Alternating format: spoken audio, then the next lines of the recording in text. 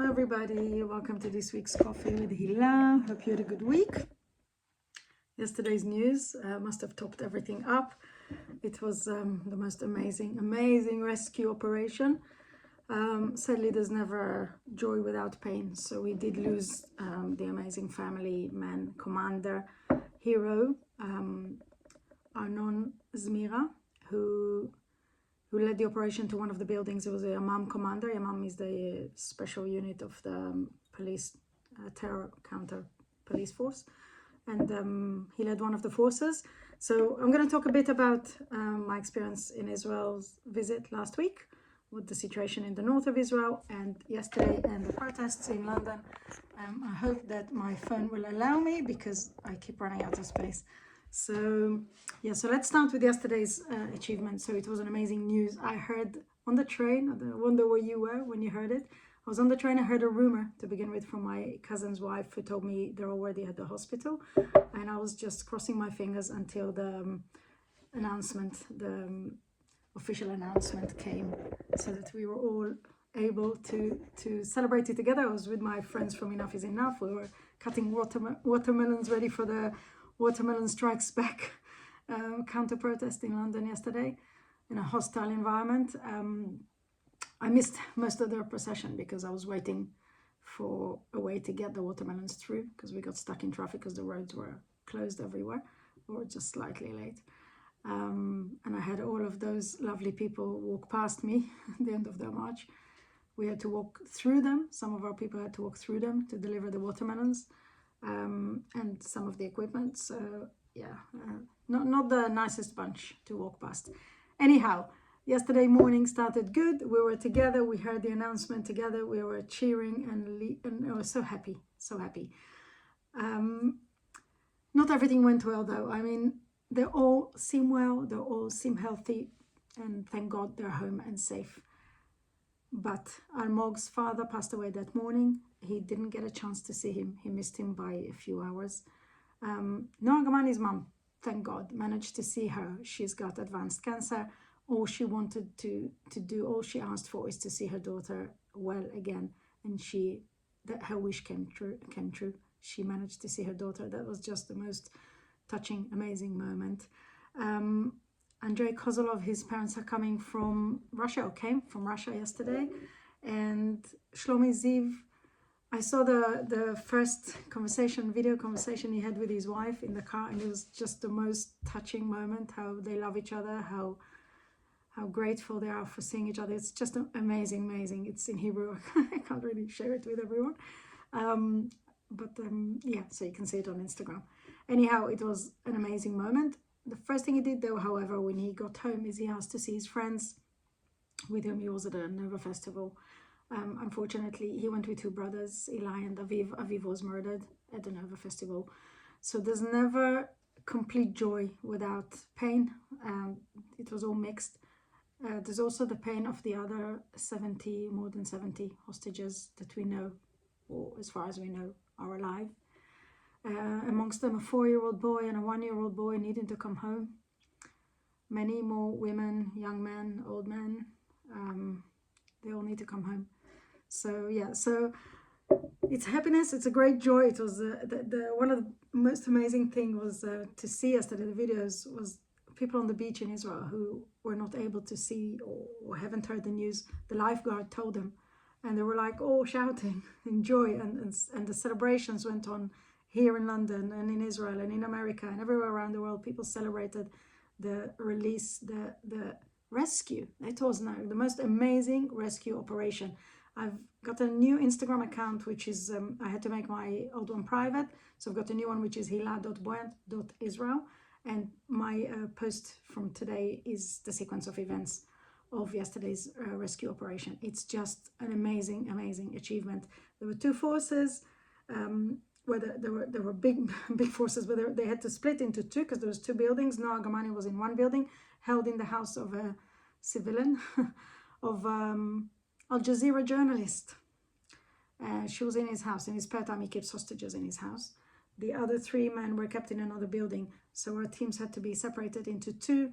The team that went into the block where Noah was had less encounter with fire opening at them as opposed to the other group. They did it simultaneously, but the other group who went to the house with the 3 male hostages, they had the fire open at them, which is what killed Arnon. And yeah, he was injured until he got to hospital. They tried to resuscitate him, and you know, the troops that they just under fire during the rescue, during the escape from the house, from the houses when they took the hostages, they tried to resuscitate our commander to keep him alive. Unfortunately, they didn't manage, but he will be remembered in history. He left behind him 2 children, a loving wife, a family who's heartbroken, but a massive amount of people who will remember him for forever as the hero, as the true hero that he was for Israel. So yeah, so that was yesterday. And we had a counter protest, which, like I said, I missed some of it. We had eggs thrown at us. They tried to burn an Israeli flag. On Friday, there was a protest that wasn't planned, because they targeted the house of our ambassador in London. So we were called to come and counter that. And there was a convoy of cars, and they stole some of the flags. There was a British flag and an Israeli flag that they stole from one of the cars. And yesterday they tried to set one of them on fire. Of course, the police said, no, not very good, don't do that. And they let them go. The people who threw eggs, they let them go. The people who, we had a group of people standing on top of Temple station on a bridge with signs saying Hamas is terrorist. There was Niak and a few other guys, brilliant, shy, a few other men, Mark, like strong characters and heroes here. And the insults and the threats and the amount of violations of law that I'm aware of that were committed against them by the pro-terrorist group who were shouting from below was unprecedented. But somehow police let it go, as opposed to our guys, which was a 20-year-old boy who was arrested. He wasn't even given a caution. He was arrested for calling some capos for Jews for Palestine, or whatever they want to call themselves. That isn't an insult as such. I mean, it's an insult between people. It's like calling somebody stupid or whatever. The police made a whole big spiel out of it. Of course, a hell of a lot more than what it is. There is an incredible silencing to the team of the pro-Israel and the pro-peace and pro-love. The two-tier policing has proved to be very one-sided, and the photographers and the people from the aggressive marches, the hate fests, they go to them with every little thing, and they cause a lot of trouble, aiming at weakening us and depressing us and making us feel bad. But we keep on. We dance, we sing, we come with happy spirits, and our message is love. And people who were walking past yesterday commented on how much more pleasant it is to walk near us, how amazing it is to see our vibes and to see the positivity, and they feel the love, and they see the singing and the watermelons we were handing out, and everything that we bring is positive, everything they bring is negative. Somehow the police lets them get away with everything, and they're on our cases here. So yesterday I was thinking about coming with a mouth cover saying selective free speech, but I didn't. So yeah, so it was good. We were dancing twice as happy because of the rescue operation. Before then, I came back from Israel. The north of Israel has been under fire, heavily.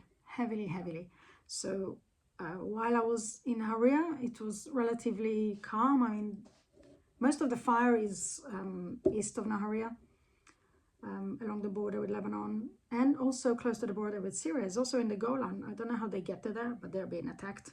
So there's a lot of fire into the Kiryat Shmona's area, Metula area. All these areas are heavily bombed. There's fires raging. And also in Haria, while I was in Reim, whilst I went to the south for one day to the Nova Festival. During that day, my niece joked. She said, you came all the way here and you missed the mini war we had, because they had like a really, really intense war day on Sunday last week, when my parents were elderly, had to go into the bomb shelter a few times, and some of the times it was just continuous, because usually you get the siren and it tells you to go into the bomb shelter for a certain amount of time and then you're allowed to go out, but they could not go out because the sirens kept coming. And what happened is, I'll show you a picture of something called katbam. In Hebrew it's like unmanned drones. Hang on, I'll show you like this. There's many types. They're like unmanned planes. They're little planes. They're not that small. They're full of explosives. So what we do, we intercept them. So one of them was intercepted above my parents' house as they walked into the bomb shelter, to the strong room. Another one was dropped and set fire by the Hezbollah very close to my brother's veterinary clinic whilst he was conducting an emergency operation on a dog, which he couldn't stop. So him and my niece, they continued the operation whilst war was raging around them, and everyone else who came to the clinic and staff went to seek shelter outside. So yeah, like as I said, they dropped one of those, which had set fire between Achziv beach, my beautiful beach, which I used to talk about a lot, and my brother's house. So it caused fire in like, it's not like a field, I don't really know, but there's an area that caught fire, was caught on fire because of it. So there was a lot of action, and that was just one day. And it's intense in Israel. It's intense. It's intense in the north. 60,000 people displaced from their homes. World media, of course, doesn't cover. They don't cover anything that happens in the north of Israel. They don't cover the damage. They don't cover the casualties. They don't cover the displaced people. Their eyes are all on Gaza, Rafah, Shmafa. Everybody said, don't go into the Nusayrat, don't go into the places where the hostages are. If we didn't go there, we wouldn't have rescued them. So it's good that we don't listen always. So it was very intense. I think all eyes should be north now. All eyes should be on the Galilee. All eyes should be on rescuing the rest of the hostages as soon as possible. We have the means, we have the ability, we have the potential, we have the possibility, we have the manpower. We have brave men. Honestly, this sentence, this hashtag, not all heroes wear capes, is made for them. I take my hat off to the Yamam and IDF fighters and all those who were in charge of this amazing operation. And I want to end it here. I wish you a good week. I will continue next week with some new messages. It's all very hectic in my head at the moment because of a lot of things that are happening. I will share with you everything in due course. And until next week, keep well, be safe, keep loving, keep smiling, keep laughing whenever you get a slight reason to do so, and celebrate life, because life is short and life is important, and we're here to celebrate them and to live them. So much love, and see you next week.